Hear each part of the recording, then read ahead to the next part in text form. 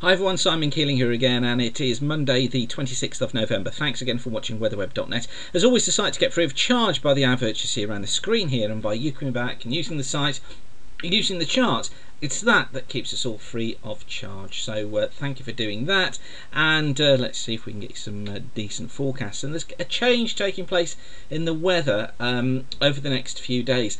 We're going to lose this wet weather. Hooray, I hear you cry. Yeah, it's going to be going away, so I think we are going to be losing these wet conditions. It's going to become cooler / colder. I don't think we're in depths of winter cold. It's certainly not looking that way. And then there's a big question mark over the weekend and early next week. We're on a knife edge as to exactly what happens, but I think I've got a handle on it. I'll show you that in just a moment.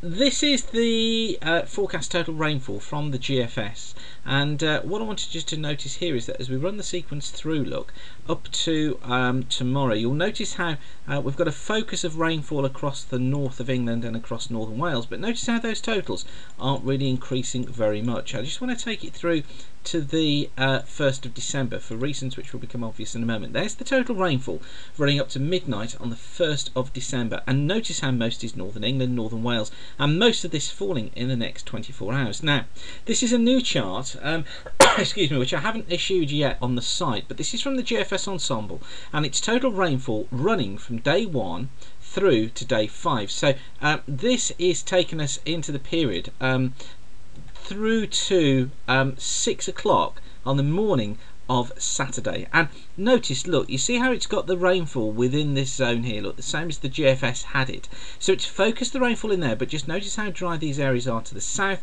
and also how dry the areas are to the north. Now, this is the same chart, but this time it's running through from day 6 through to day 10. So this is ending at 6 o'clock on Tuesday morning. So this is the next 5-day period. And again, notice, look, we've seen relatively little rainfall. Yeah, we got 10 millimetres down these western coasts, but compared to what we've had recently, much less. And in single figures elsewhere.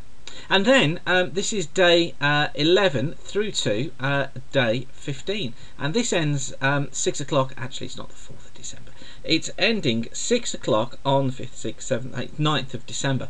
And again, notice we've got increased rainfall here down towards the southwest, but we've got some question marks over that. But look, most areas are drier. So this is taking us up then to 6 o'clock on the morning of the 9th, which is, if I can just do a quick calculation for my diary here, which is a week on Sunday. Now, most of this rainfall you see in the southwest coming from the question mark that takes place next week. But it's just interesting, isn't it, to see that things seem to be leaning towards dry conditions, particularly during the next 10 days once we've got the next 24 hours out of the way. This is what's happening. Low pressure is centred off towards the east just at the moment. That's going to be clearing its way eastwards through the day. You just see this northeasterly feed bringing more rain across northern England and North Wales as we head in towards the early hours of Tuesday morning. But eventually, look, that low clears away. All of us then go into a cooler northeasterly flow. Showers affecting these eastern coasts, but for many, I think Tuesday, further west at least, is going to be a brighter, drier day.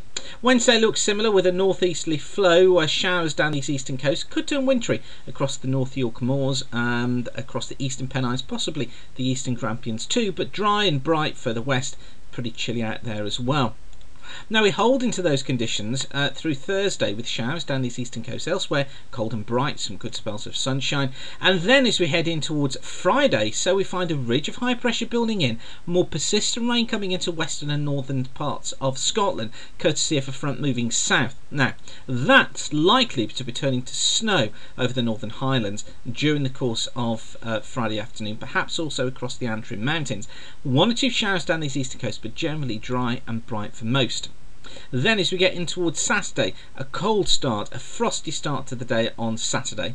I think some showers down these eastern coasts, but most places staying dry and fairly cool. Then on Sunday we see a little trough just nudge east and south. There it is, that's the trough, and that could bring some outbreaks of rain through Scotland, some showers further south, but big question marks on the weekend. Then into Monday, hints from the ensemble are that from the GFS are that we find an area of low pressure, look, that develops west of Scotland. It moves eastwards across Scotland, brings severe gales through Scotland, look, and it brings in cold northwesterly winds.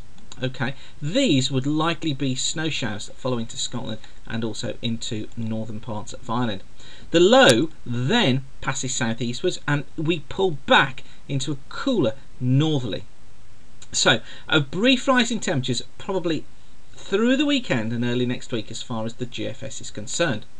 Now this is how the GFS sees the temperature profile for the next few days, and you notice how it sees the dip off and then it sees this rise taking place towards the early part of next week. Okay, now look at the GFS ensemble for the same time.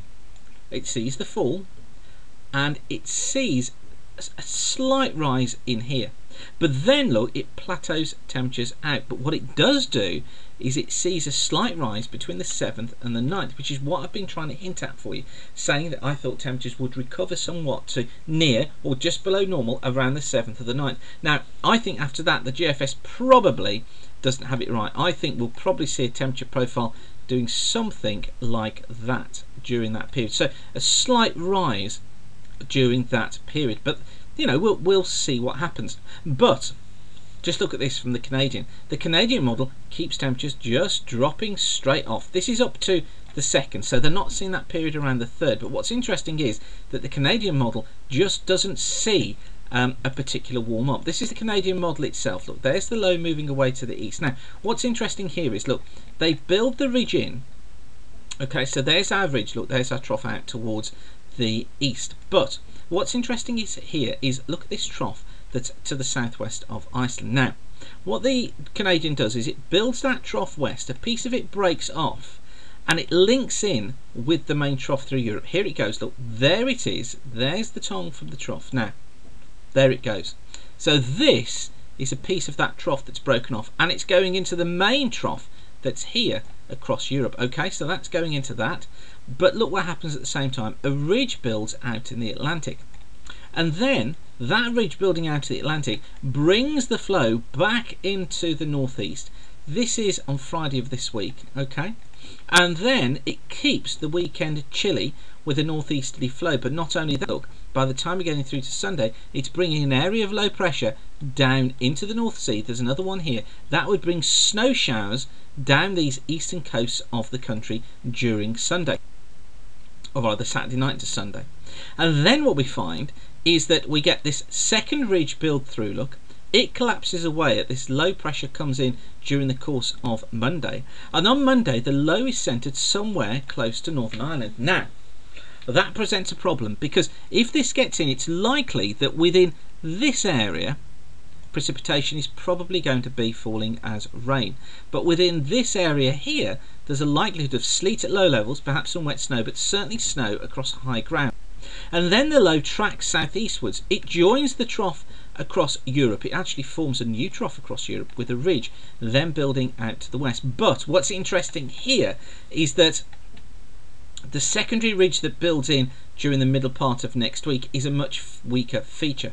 It eventually collapses off down to the southeast. It reintroduces a milder southwesterly flow. This is the chart for midnight on the 6th, and that in turn lifts temperatures. Now I think that this has probably got it about right, but I do think that this date is, I'm still going to go between the 7th and the 9th for the increase in temperatures, probably holding off then till about the 16th and then going colder again, because there are hints of, look, here's another ridge building out the Atlantic. So once this builds in, I think what will happen again is that this trough here will sink southeastwards, then the ridge here builds in, it moves eastwards all the time, and the position that we find ourselves with again, it's probably going to be a ridge shaped something like that, with low pressure in here across Europe, high pressure to the northwest of the UK, and I reckon that will be the position returning to around about the 15th. I may be quite a bit out on these dates, but I think that's going to be the position we return to around about the 15th, or even actually, I'll tell you what, let's say around the 13th, and then what happens is that it's not initially cold at that stage, but then what happens is that the ridge blocks out properly towards or over the country. We get a northeasterly flow, so the high comes in here, we get frostier conditions, that high slips southeastwards, and it's that then that brings us the proper hit, I think, of cold winter during that second or the last half of December. Updated snow forecast for you. This is where I think things are going to be. This is how I think the snow shapes up. But bear in mind, okay, bear in mind, this is snow falling. This is not snow laying. This is where I think snow will fall during the next 7 days, ending Monday. So 1 flake equals a correct forecast. So don't say you said it was going to be lying snow. I haven't said that at all. This is where I think snow at some point will fall.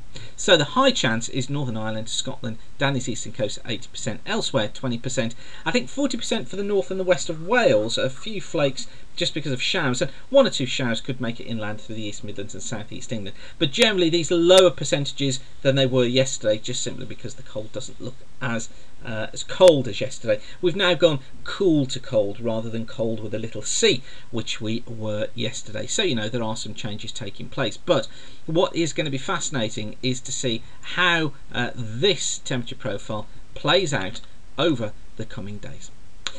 That's it for now. Thanks again for watching. Don't forget that WeatherWeb's kept free of charge by you coming back and using the site, using the adverts, etc. So by you telling your friends about us as well and following us on Twitter at Weather School, or you can follow us at Facebook and just do a search for Weather School. So thanks again for watching. We're all kept free of charge because of you coming back and viewing.